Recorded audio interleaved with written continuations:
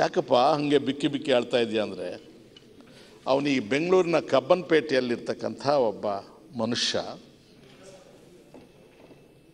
ಆಗಸ, ಅವನ ಹೆಂಡತಿ ಗರ್ಭಿಣಿ ಆಗಿರ್ತಾಳೆ, ಕರೆಕ್ಟಾ? ನೀರಿಗೆ ಹೋಗಿರ್ತಾಳೆ ನಲ್ಲಿಗೆ, ಅಲ್ಲಿ ಭಾಳ ಜನ ಜಾಸ್ತಿ, ಸಮಯಕ್ಕೆ ಅವಳು ನೀರು ತರೋಕ್ಕಾಗೋದಿಲ್ಲ, ಗಂಡ ಸಿಟ್ಟಾಗಿರ್ತಾನೆ, ಇವರು ಜಗಳ ಆಗ್ತಾ ಇರುತ್ತೆ. ಆ ಸಂದರ್ಭದಲ್ಲಿ ಮಿರ್ಜಾ ಇಸ್ಮಾಯಿಲ್ರವರು ಆ ದಾರಿಲಿ ಹೋಗ್ತಾರೆ, ಏನಿದು ಅಂತ ಇಳಿದು ನೋಡ್ತಾರೆ. ವಿಚಾರ ಎಲ್ಲ ಅವ್ರ ಗಮನಕ್ಕೆ ಬಂದ ಮೇಲೆ ಅಲ್ಲಿ ಜನಸಂಖ್ಯೆ ಅನುಗುಣವಾಗಿ ನಲ್ಲಿಗಳನ್ನು ಹಾಕಿಸ್ಬೇಕು ಅಂತ ಹೇಳಿ ತೀರ್ಮಾನವನ್ನು ಮಿರ್ಜಾ ಇಸ್ಮಾಯಿಲ್ರವ್ರು ತಗೊಳ್ತಾರೆ. ಅವನಿಗೆ ಕುಡಿಯೋ ನೀರಿನ ನಲ್ಲಿಯ ವಿಚಾರದಲ್ಲಿ ದೊಡ್ಡ ನೆಮ್ಮದಿ ಸಿಕ್ಕಿರುತ್ತೆ. ಆ ಕಾರಣಕ್ಕಂತ ಮಹಾನ್ ಭಾವ ತೀರ್ಕೊಂಡಲ್ಲ ಅಂತ ಇವನು ಹೇಳ್ತಾನೆ. ಇದಕ್ಕೆ ಅಂತಃಕರಣ ಅಂತ ಹೇಳ್ತೇವೆ. ಪ್ರಜಾಪ್ರಭುತ್ವದಲ್ಲಿ ಆಡಳಿತ ನಡೆಸ್ತಕ್ಕಂಥವ್ರಿಗೆ ಕಣ್ಣು ಪೊರೆ ಬಂದು ಪಂಚೇಂದ್ರಿಯಗಳು ನಿಷ್ಕ್ರಿಯ ಆಗಿ ಅಂತಃಕರಣ ಸತ್ತು ಹೋದಾಗ ಅದು ಟೆಕ್ನಿಕಲ್ ಡೆಮಾಕ್ರಸಿಯೇ ಹೊರತು ಪೀಪಲ್ಸ್ ಡೆಮಾಕ್ರಸಿ ಅಲ್ಲ. ಅಬ್ರಹಂ ಲಿಂಕನನ್ನು ಇಲ್ಲೇ ನಾವು ಇನ್ವೈಟ್ ಮಾಡಬೇಕಾಗಿರ್ತಕ್ಕಂಥ ಜನರ ಸರ್ಕಾರ, ಜನರಿಗಾಗಿ ಸರ್ಕಾರ. ನಾನು ಇವತ್ತಿನ BJP ಸರ್ಕಾರಕ್ಕೆ ಇದನ್ನು ಹೇಳ್ತಾ ಇದ್ದೀನಿ ಅಂತ ತಿಳ್ಕೊಳ್ಳೋದು ಬೇಡ. Let me make it very very clear. Entire ಸಿಸ್ಟಮನ್ನು ಅಲ್ಲಿಗೆ ತಂದು ನಾವು ನಿಲ್ಲಿಸಿಬಿಟ್ಟಿದ್ದೇವೆ. ಯಾವ ಸಮಾಜದಲ್ಲಿ ಕಟ್ಟ ಕಡೆಯ ಮನುಷ್ಯನಿಗೆ ಮೊದಲ ಪ್ರಾಶಸ್ತ್ಯ ಸಿಗೋದಿಲ್ವೋ ಅದು ಪ್ರಜಾಪ್ರಭುತ್ವ ಆಗೋದೇ ಇಲ್ಲ. 14th August 1931 ಗಾಂಧೀಜಿ ಮತ್ತು ಅಂಬೇಡ್ಕರ್ ಅವರು ಭೇಟಿಯಾಗ್ತಾರೆ ಅಧ್ಯಕ್ಷರೇ. ಅನೇಕ ವಿಚಾರಗಳು, ಚರ್ಚಾಸ್ಪದ ವಿಚಾರಗಳು ಅವರಿಬ್ಬರ ಮಧ್ಯೆ ಚರ್ಚೆ ಆದಾಗ ಅಂಬೇಡ್ಕರ್ ಅವರು ಗಾಂಧೀಜಿಗೆ ಹೇಳ್ತಾರೆ, ನನಗೆ ಒಂದು ತಾಯ್ನಾಡಿಲ್ಲ ಅಂತ ಹೇಳೋಕ್ಕೆ ನನಗೇನು ಮುಜುಗರ ಇಲ್ಲ. ಯಾವ ದೇಶದಲ್ಲಿ ನನ್ನ ಜನರಿಗೆ ಗೌರವ ಇಲ್ಲ, ಶಿಕ್ಷಣಕ್ಕೆ ಅವಕಾಶ ಇಲ್ಲ, ಊಟಕ್ಕೆ ಅವಕಾಶ ಇಲ್ಲ, ಊರ ಮಧ್ಯೆ ಬಂದು ಬದುಕಕ್ಕೆ ಅವಕಾಶ ಇಲ್ಲ, ಎಲ್ಲ ಅವಹೇಳನಗಳು ಅಪಮಾನಗಳನ್ನು ನುಂಗಿ ನಾನು ಬದುಕಬೇಕಾಗಿದೆ, ಇದು ಹೇಗೆ ನನ್ನ ತಾಯ್ನಾಡಾಗುತ್ತೆ? ಆ ಮಾತು ಗಾಂಧೀಜಿಯವ್ರ ಮೇಲೆ ಇಷ್ಟು ಪರಿಣಾಮ ಬೀರುತ್ತೆ. 1931 August 14th ಅಂಬೇಡ್ಕರ್ ಅವರ ಮೀಟಿಂಗ್ ಆದಮೇಲೆ ಗಾಂಧೀಜಿಯವರು ಅನೇಕ ವಿಚಾರಗಳಲ್ಲಿ he makes sufficient changes. Ambedkar ಅವರನ್ನು ಅವ್ರ ವಯಸ್ಸಲ್ಲಿ ಚಿಕ್ಕವರಾದರೂ ಕೂಡ ಅರ್ಥ ಮಾಡಿಕೊಳ್ತಾರೆ. ಇಲ್ಲೇನು, what is the basis, formula ಏನು? ಇಬ್ಬರು ವ್ಯಕ್ತಿಗಳು ಅಂತಃಕರಣ ಇದ್ದವರು ತಮ್ಮದಲ್ಲದ ವಿಚಾರಕ್ಕೆ, ಸಮಾಜದ ವಿಚಾರಕ್ಕೆ, ನೋವಿನಿಂದ ನರಳ್ತಾ ಇರ್ತಕ್ಕಂಥವ್ರ ವಿಚಾರದಲ್ಲಿ ಅವರು ಇಬ್ಬರಿಗೂ ಒಂದೇ ಅಂತಃಕರಣ, ಮಿಡಿಯುವ ಅಂತಃಕರಣ ಇಲ್ಲದೆ ಹೋದರೆ ಸಾರ್ವಜನಿಕ ಜೀವನಕ್ಕೆ ಏನು ಹೆಚ್ಚು ಅರ್ಥ ಇರೋದಿಲ್ಲ. ಸನ್ಮಾನ್ಯ ಅಧ್ಯಕ್ಷರೇ, ಎಲ್ಲ ತಮ್ಮ ಟೈಮ್ ಆಗ್ತಾ ಬಂದೆ, ನಿಮ್ಮ ಕಷ್ಟ ನನಗೆ ಗೊತ್ತಿದೆ, ಮುಗಿಸ್ಕೊಂಡ್ಬಿಡ್ತೇನೆ. ಅದಕ್ಕೆ 8ನೇ ಶತಮಾನದಲ್ಲಿ 12ನೇ ಶತಮಾನದಲ್ಲಿ ಬಸವಣ್ಣವರ ಕಲ್ಯಾಣ ಸಮಾಜದ ಮಾತು ಹೇಳ್ತಾರೆ. ಸೌದಿಯವರು ಪಾಪ ಉಪಮುಖ್ಯಮಂತ್ರಿಗಳು ನನ್ನ ಆತ್ಮೀಯ ಸ್ನೇಹಿತರು. ಕಲ್ಯಾಣ ಸಮಾಜದಲ್ಲಿ ವರ್ಗ, ವರ್ಣ, ಲಿಂಗ, ಜಾತಿ ಇವ್ಯಾವೂ ಇಲ್ಲ, ಹೌದಾ? ನಾವು ಒಂದು ಅಭಿಯಾನವಾಗಿ, ಒಂದು ಮೂಮೆಂಟ್ ಆಗಿ ಪ್ರಾರಂಭ ಆದಂಥ ಶರಣ ಸಂಸ್ಕೃತಿಯನ್ನು, ಬಸವ ಸಂಸ್ಕೃತಿಯನ್ನು ಒಂದು ಜಾತಿ ಮಾಡಿ ಕಟ್ಟಿ ಹಾಕಿಬಿಡ್ತೇವೆ. ಜಾತಿಗೆ ಚಲನಶೀಲತೆ ಇರೋದಿಲ್ಲ. ಒಂದು ಮೂಮೆಂಟ್, ಅದು Basava moment was a moment, historic moment. ಅದಕ್ಕೆ ನಾವು ಗೋಡೆ ಹಾಕ್ಬಿಟ್ವಿ, ಜಾತಿಯನ್ನು ಮಾಡಿದ್ವಿ. ಬಸವೇಶ್ವರನನ್ನು ನಾವು ಉಪಯೋಗ ಮಾಡಿಕೊಂಡು ಬಸವೇಶ್ವರ ಹೇಳಿದ್ದಕ್ಕೆ ತದ್ವಿರುದ್ಧ ಅದನ್ನು ಮಾಡೋದಕ್ಕೆ ನಾವು ಈಗ ಸೀಮಿತ ಆಗಿಬಿಟ್ಟಿದೆ. ಹೌದಾ HK ಪಾಟೀಲ್? ನಮಗೆ ಕೋಲಾರದ ಕಡೆಯವರಿಗೆ ಬಸವನ ಪರಿಚಯ ಕಡಿಮೆ. ಎಂಥ ಸ್ಥಿತಿ ನೋಡಿ. ನಾವು we take oath in the name of constitution, and we try to do everything possible to defy the basic intentions of the Constitution. Best method idu. ನಾನು ಆಂಟಿ ಕಾನ್ಸ್ಟಿಟ್ಯೂಷನ್ ಅಂತಂದರೆ ಅದು ಟ್ರೀಸನ್ ಆಗುತ್ತೆ, ದೇಶದ್ರೋಹ ಆಗುತ್ತೆ. ಸಂವಿಧಾನದ ಹೆಸರಲ್ಲೇ ಪ್ರಮಾಣ ವಚನ ಅದು ಏನೇನು ಹೇಳಿದ್ರೆ ಅದನ್ನೆಲ್ಲ ಇಲ್ಲೇ ಡಿಫೀಟ್ ಮಾಡಿದ್ರೆ ಕತೆ ಮುಗ್ದೇ ಹೋಯ್ತಲ್ಲ. The king is dead, long live the king ಅಂತ ಆ ವೈಟ್ ಹೌಸಲ್ಲಿ ಅವನ ತಲೆ ತೆಗಿತಾರಲ್ಲ, ಕಿಂಗ್ ಜಾರ್ಜ್ದು, ಆವಾಗ ಸ್ಲೋಗನ್ ಇದು, ತಲೆ ಕಡ್ದು ಬಿಡ್ತಾರೆ, ಬಿಹೆಡ್ ಮಾಡಿಬಿಡ್ತಾರೆ ಅವನ್ನ ವೈಟ್ ಹಾಲ್.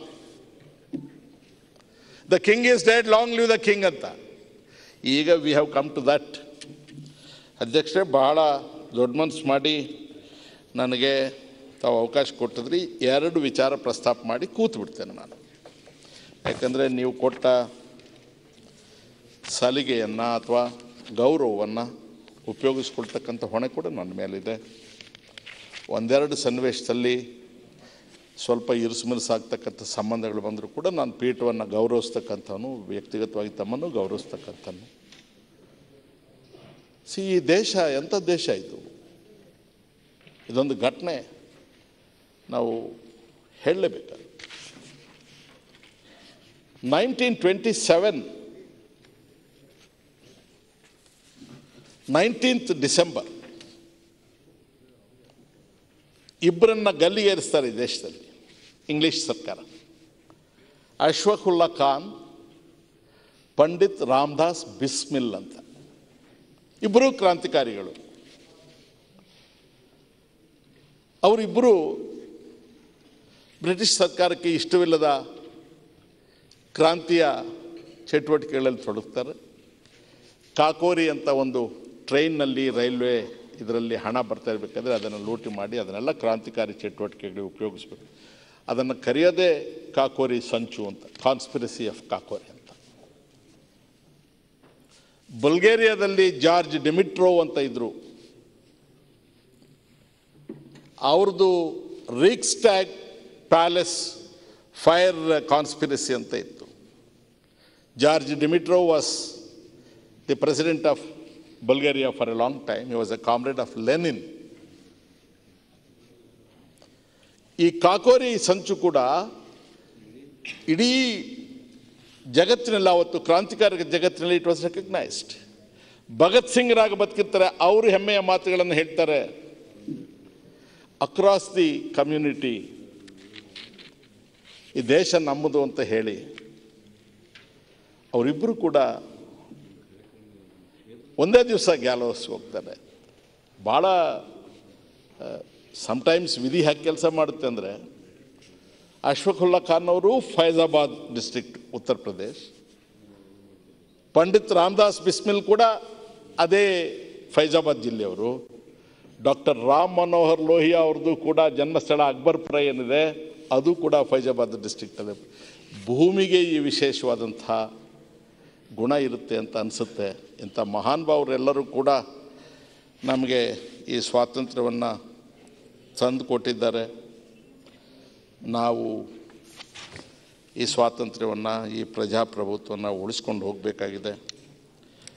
ಸಿದ್ದರಾಮಯ್ಯನವರು ಬಜೆಟ್ ಮೇಲೆ ಮಾತನಾಡುವಾಗ ಪ್ರೈಮರಿ ಸ್ಕೂಲ್ ಮಕ್ಕಳಿಗೂ ಕೂಡ ಅರ್ಥ ಆಗೋ ಹಾಗೆ ಬಿಡಿಸಿ ಬಿಡಿಸಿ ಬಿಡಿಸಿ ಬಿಡಿಸಿ ಎಲ್ಲವನ್ನು, ನಾನಂತೂ I was sitting like a student.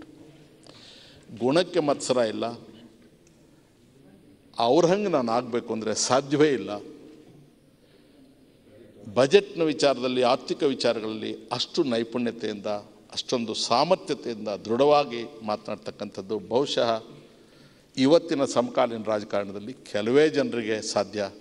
I think he is ahead of all of us. So ಅವರು ಬಜೆಟ್ ಮೇಲೆ ಆ ಎಲ್ಲ ಮಾತು ಆಡಿ ಮುಗಿಸಿದ ಮೇಲೆ ನಾನು ರೆವಿನ್ಯೂ ಸರ್ಪ್ಲಸ್ ಬಗ್ಗೆ ಅಥವಾ ಕಮಿಟೆಡ್ ಎಕ್ಸ್ಪೆಂಡಿಚರ್ ಬಗ್ಗೆ ಅಥವಾ 15th ಫೈನಾನ್ಸ್ ಕಮಿಷನ್ ಬಗ್ಗೆ ನಾನು ಮಾತಾಡಿದ್ರೆ ನಾನು ಮಂಗ ಆಗ್ತಿದ್ದೆ. That's the reason I chose. ಈ ಬಜೆಟ್ಗೆ ಡಿಫ್ರೆಂಟ್ ಡೈಮೆನ್ಷನ್ಸ್ ಇರುತ್ತೆ. I prefer to speak on this issues. ಮಾನ್ಯ ಮುಖ್ಯಮಂತ್ರಿಗಳಿಗೆ ನಾನು ನನ್ನ ಸ್ಥಾನಕ್ಕೆ ಪುನಃ ಕೂತ್ಕೊಳ್ಳೋ ಮೊದಲು ತಮ್ಮ ಮುಖೇನ ಅರಿವು ಮಾಡಿಕೊಳ್ತಕ್ಕಂಥದ್ದು ಇಷ್ಟೇ. ದಯಮಾಡಿ ಅಂತಃಕರಣವಿರುವ ಸರ್ಕಾರವಾಗಿ, ಬಹುಮತವನ್ನೇ ನೆಚ್ಚಿಕೊಳ್ಳುವ ಸರ್ಕಾರ ಆಗಬೇಡಿ. ನಿಮ್ಮ ಪಂಚೇಂದ್ರಿಯಗಳು ನಿಮ್ಮದಾಗಿರಲಿ. ಮೂರನೆಯವರ ಕಣ್ಣಿನ ಮುಖಾಂತರ ನೋಡೋದು, ಮೂರನೆಯವರ ಕಿವಿಯ ಮುಖಾಂತರ ಕೇಳ್ತಕ್ಕಂಥದ್ದು ಬೇಡ. ಪ್ರಾಕೃತಿಕ ಕಷ್ಟಗಳು ನೀವು ಅಧಿಕಾರ ವಹಿಸ್ಕೊಂಡ ಮೇಲೆ ಕೋವಿಡ್ ಇರ್ಬೋದು, ಪ್ರವಾಹಗಳಿರ್ಬೋದು ಬಂದಿದೆ, ನಾವು ಅರ್ಥ ಮಾಡ್ಕೊಳ್ತೇವೆ. ಆದರೆ ಇವೆಲ್ಲದರ ಮಧ್ಯೆಯೂ ಕೂಡ ಒಂದು ಸರ್ಕಾರವನ್ನು ಜನಪರವಾದ ಸರ್ಕಾರ ಅಂತ ಹೇಳಿ ಜನರ ಬಾಯಲ್ಲಿ ಬರ್ತಕ್ಕಂಥ ರೀತಿಯಲ್ಲಿ ನಡೆಸ್ಕೊಂಡು ಹೋಗ್ತಕ್ಕಂಥ ಹೊಣೆಗಾರಿಕೆ ನಿಮ್ಮ ಮೇಲಿರುತ್ತೆ.